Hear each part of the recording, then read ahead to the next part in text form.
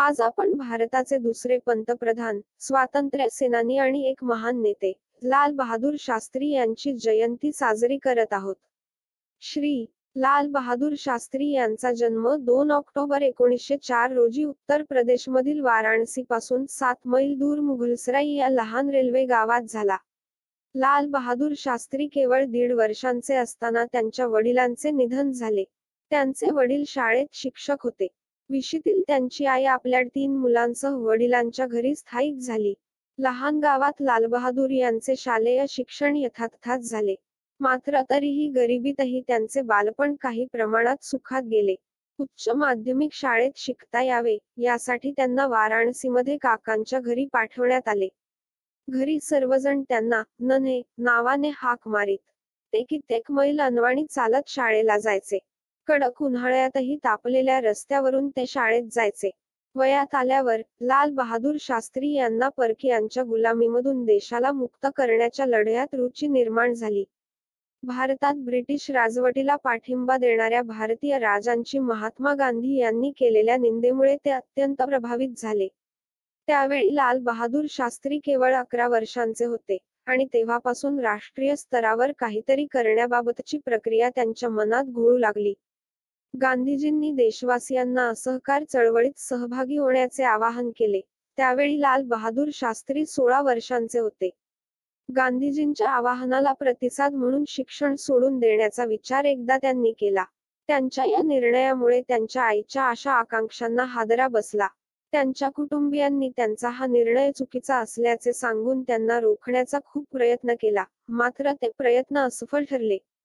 लाल बहादूर शास्त्री यांचा निर्धार ठाम होता. त्यांच्या निकटच्या व्यक्तींना माहीत होते की एकदा निर्णय घेतला की ते तो कधीही बदलणार नाहीत, कारण बाहेरून मृदू वाटणारे शास्त्री आतून एखाद्या खडकासारखे कणखर होते. ब्रिटिश राजवटीच्या विरोधात स्थापन करण्यात आलेल्या अनेक राष्ट्रीय संस्थांपैकी एक वाराणसीतील काशी विद्यापीठात ते सामील झाले. येथे अनेक महान विद्वान आणि देशभक्तीचा त्यांच्या व्यक्तिमत्वावर प्रभाव पडला. विद्यापीठाने त्यांना दिलेल्या पदवीचे नाव शास्त्री होते. मात्र लोकांच्या मनात त्यांच्या नावाचा एक भाग म्हणून शास्त्री हे नाव कोरले गेले. 1927 मध्ये त्यांचा विवाह झाला.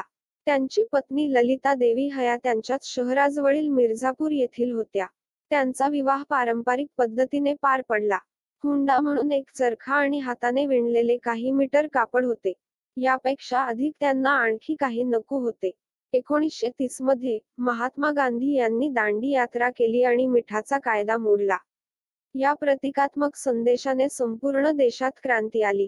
लाल बहादूर शास्त्री पेटून उठले आणि स्वातंत्र्य लढ्यात त्यांनी स्वतःला झोकून दिले. त्यांनी अनेक विद्रोही मोहिमांचे नेतृत्व केले आणि एकूण 7 वर्षे ब्रिटिश तुरुंगवासात घालवली. स्वातंत्र्याच्या या संग्रामाने ते अधिक परिपक्व झाले. स्वातंत्र्य मिळाल्यानंतर काँग्रेस जेव्हा सत्तेवर आली, त्यापूर्वीच राष्ट्रीय संग्रामातील नेत्यांना नम्र आणि विनीत लाल बहादूर शास्त्री यांचे महत्त्व लक्षात आले होते. 1946 मध्ये काँग्रेस सरकार स्थापन झाले, तेव्हा या छोट्या डायनामो ला देशाच्या कारभारात रचनात्मक भूमिका पार पाडण्यासाठी सांगण्यात आले. त्यांना त्यांच्या उत्तर प्रदेश राज्याचे संसदीय सचिव नियुक्त करण्यात आले आणि लवकरच ते गृहमंत्री पदावर आरूढ झाले. त्यांची कठोर मेहनत करण्याची क्षमता आणि त्यांची कार्यक्षमता उत्तर प्रदेशात एक लोकोक्ती बनली. 1951 मध्ये ते नवी दिल्लीत आले आणि केंद्रीय मंत्रिमंडळात त्यांनी रेल्वे मंत्री, वाहतूक आणि दळणवळण मंत्री, वाणिज्य आणि उद्योग मंत्री, गृहमंत्री आणि नेहरूंच्या आजारपणात बिनखात्याचे मंत्री म्हणून काम पाहिले. त्यांची प्रतिष्ठा निरंतर वाढतच होती. एका रेल्वे अपघातात अनेक जणांना जीव गमवावा लागल्यामुळे त्यांनी स्वतःला जबाबदार ठरवत रेल्वेमंत्री पदाचा राजीनामा दिला. देश आणि संसदेने त्यांच्या अभूतपूर्व निर्णयाची प्रशंसा केली.